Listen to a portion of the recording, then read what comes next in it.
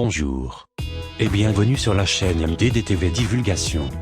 Suite à la vidéo sur le plateau d'Albion, mes recherches m'ont amené de site en site, et je suis tombé sur un article concernant la base aérienne 200 de la DGSE, Direction Générale de la Sécurité Extérieure, les services secrets de l'armée avec ses antennes radio, qui emploie 150 personnes sur site, dans le cadre du réseau Franchelon, l'équivalent français du réseau de la NSA Échelon, qui regroupe les États-Unis, l'Angleterre, le Canada, l'Australie et la Nouvelle-Zélande.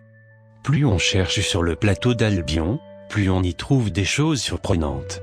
Merci de cliquer sur le magnifique pouce bleu pour le renouvellement de la chaîne, et pour qu'un maximum de Français sachent ce qui se passe dans leur territoire. Bon visionnage. Didier. Le plateau d'Albion aujourd'hui. Base aérienne 200. Une fois démantelées, les installations du plateau d'Albion ont été rendues à la nature. Les portes ont été verrouillées et soudées, les zones de lancement recouvertes par 1 mètre de terre.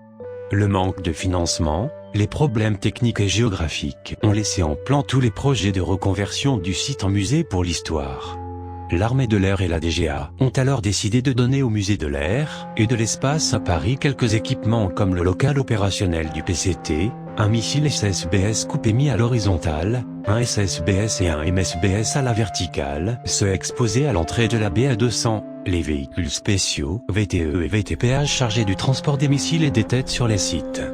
À Saint-Christol, les escadrons ont commencé à partir en août 1998, après les équipes du CEA, et suivi en décembre des équipes de l'aérospatiale. La passation de pouvoir avec la Légion étrangère a été réalisée dans l'été 1999. Depuis, une centaine d'hommes séjournent plus ou moins en permanence sur la base aérienne. La base aérienne 200 a été rebaptisée caserne Maréchal Koenig. Elle accueille près de 1000 légionnaires. Des installations de l'armée de l'air seule reste la zone vide de la base. Les longs bâtiments attenant la piste, qui servent maintenant à stocker tout le matériel du génie civil, et quelques bâtiments du DAM, l'atelier de dépôt des munitions et des têtes nucléaires gérés par le CEA et l'armée. Ces derniers, toujours sous l'autorité de l'armée, servent pour des simulations de combat. Les bâtiments de l'Azéion étaient détruits et les ailes d'instruction laissées à l'abandon. La base étant devenue une base de l'armée de terre, la longue piste d'atterrissage ne sert plus, de même que la tour de contrôle, débarrassée de ses antennes et laissée à l'abandon. La caserne Coim. Depuis octobre 2003, la zone nord de la base accueille aussi une station d'écoute de la DGSE, Direction Générale de la Sécurité Extérieure, les services secrets de l'armée avec ses antennes radio, qui emploie 150 personnes sur site, dans le cadre du réseau Franchelon, l'équivalent français du réseau de la NSA Échelon, qui regroupe les États-Unis, l'Angleterre, le Canada, l'Australie et la Nouvelle-Zélande. La DGSE possède une trentaine de stations d'écoute et radars en France et dans le monde. 15 sont en France et dans les dom-toms. Le réseau Franchelon est plus particulièrement chargé d'écouter les signaux radioélectriques ou satellitaires, tandis que Échelon se contente d'intercepter le trafic Internet et téléphonique du monde entier grâce à une centaine de satellites en orbite autour de la Terre. La première antenne de la DGSE, qui à l'époque s'appelle SDECE, est implantée en 1974 sur le plateau de Dôme, dans le Périgord, à côté de l'aéroport de Sarlat. Mesurant 25 mètres de diamètre, elle est bientôt rejointe par quelques autres. Devant le développement du trafic de télécom par satellite, la station devient vite sous-équipée. D'autres vont voir le jour ailleurs en France et ailleurs.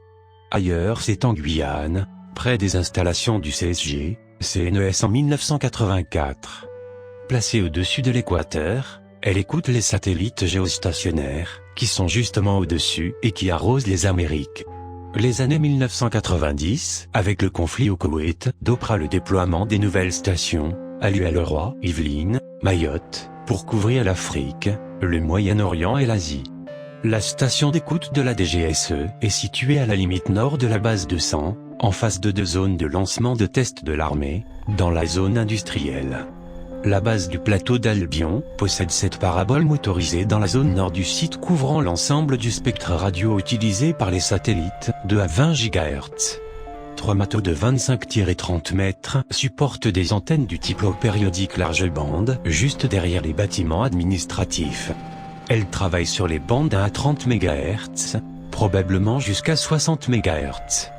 Sur le site de la DGSE, l'œil expert remarque un nouveau système d'antennes.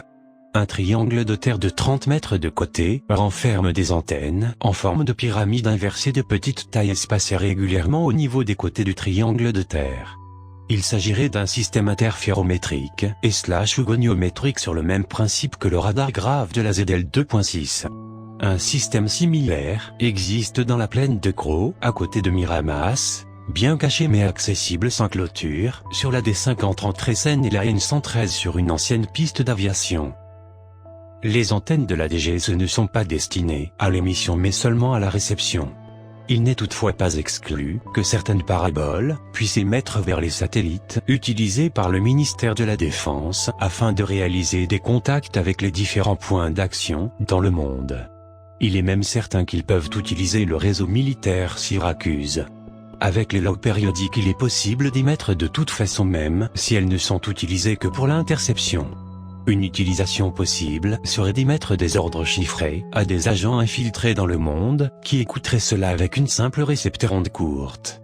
Ce serait écoutable par n'importe qui, mais évidemment incompréhensible sans la signification des codes. Ainsi s'achève la deuxième partie consacrée au plateau d'Albion. Il reste encore des choses à dire, et ce sera pour le prochain épisode. Tous les liens en rapport avec cette vidéo sont en description, n'hésitez pas à réagir dans les commentaires, et à partager avec un maximum de monde, je vous en serai reconnaissant.